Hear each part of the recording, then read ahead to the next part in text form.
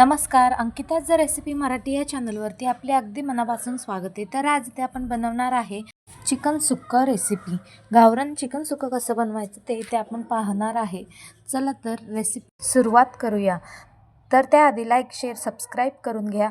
तर इथे आपण एक कढई ठेवून घेतलेली आहे. कढईमध्ये तेल घालून घ्यायचे 2 चम्मच. तेल छान कडकडीत गरम झाला की त्यामध्ये आपण फोडणी द्यायची आहे. त्यासाठी अद्रक लसूण याचा पेस्ट आपण करून घेतलेला आहे आणि सोबतच खोबऱ्याचं पेस्टही आपण बनवून घेतलेलं आहे. तर इथे पाहू शकता अद्रक आणि लसूण कोथिंबीर याचा आपण मिक्सर बनवून घेतलेला आहे. ते आपण यामध्ये घालून घ्यायचं आहे आणि हे व्यवस्थित परतून घ्यायचं आहे. यामध्ये आपण हे सगळं व्यवस्थित घालून घ्यायचं आणि परतून घ्यायचं आहे. 1 ते 2 मिनटासाठी आपण हे व्यवस्थित परतून घ्यायचं आहे. तर इथे आपण खोबरंही बारीक करून घेतलेलं आहे. जर तुम्हाला आवडल्यास तुम्ही घालू शकता. 1 मिनटासाठी हे सगळं व्यवस्थित परतून घ्यायचं आहे.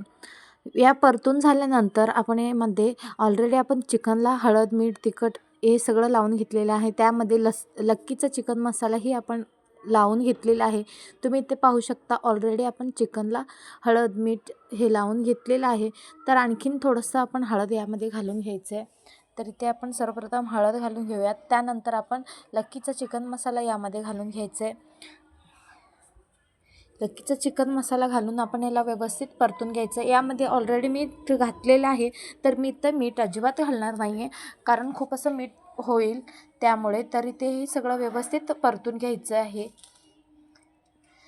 2 मिनटासाठी हे सगळं मिक्स करून घ्यायचं आहे.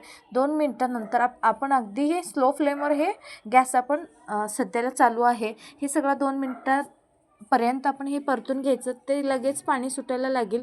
त्यानंतर आपण लिंबू पिळून घ्यायचं आहे. अर्धा लिंबू पिळून घ्यायचं इथे आपण या चिकनवर आणि मस्त पाणी सुटतं आहे. इथे तुम्ही पाहू शकता चिकनला. हे सगळं आता आपण व्यवस्थित मिक्स करून झालेलं आहे. आता आपण याला झाकण लावून 2 ते 3 मिनटासाठी पुन्हा झाकण लावून शिजू द्यायचं आहे. तर पुन्हा आपण झाकण काढून पाहूयात. मस्त अशी शिजलेली सुद्धा आहे आणि थोडंसं पाणीही कमी पडलेलं आहे. तर यामध्ये पाणी अजिबात नाही आहे. तर इथं आपण पाणी घालून घ्यायचं यामध्ये आणि मस्त अशी शिजवून घ्यायचं चिकनला आणखीन 1 मिनटासाठी. तर इथं आपण पाणी घालूयात थोडंसं आणि त्यावर मस्त अशी परतून घेऊयात आणि त्यानंतर त्यावर झाकण लावून ठेवूयात चिकनला.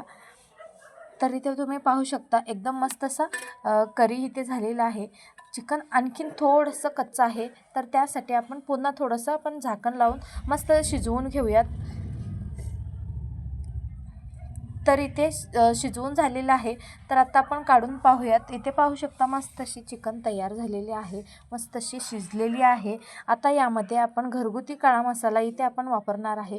खूप काही मसाले न वापरता घरगुती काळा मसाला तुम्ही यामध्ये घालून घ्यायचा आहे. आणि जर तुम्हाला कांदा आणि टमाटर आवडल्यास तुम्ही दुसरी साईडला याची फोडणीही देऊ शकता.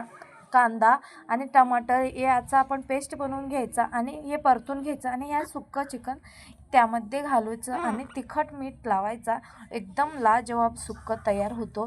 तर इथे आपण घरगुती मसाला घालून घेतलं.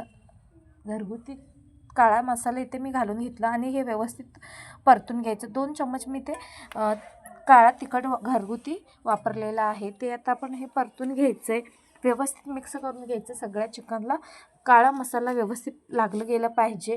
खूप सारे मसाले न वापरता फक्त अशा गावरान सुक्की रेसिपी नक्की ट्राय करा. तर ही रेसिपी तुम्हाला कशी वाटली मला नक्कीच कमेंट बॉक्समध्ये कळवा. आणि अशाच नवनवीन रेसिपीज पाहण्यासाठी अंकिता रेसिपी मराठी या चॅनलला लाईक, शेअर, सबस्क्राईब करायला मात्र विसरू नका. तर पाहू शकता झणझणीत झालेला आहे आपला हा चिकन सुक्का तयार झालेला आहे. कशी वाटली ही रेसिपी मंडळी? एकदा नक्की ट्राय करा. बघताय काय? पटापट घ्या तयारीला सुरुवात करा. ही रेसिपी कोणत्या राज्यातून, जिल्ह्यातून पाहताय नक्कीच मला कमेंट बॉक्समध्ये लिहून पाठवा. भेटूयात नवीन रेसिपीसोबत. Bye bye.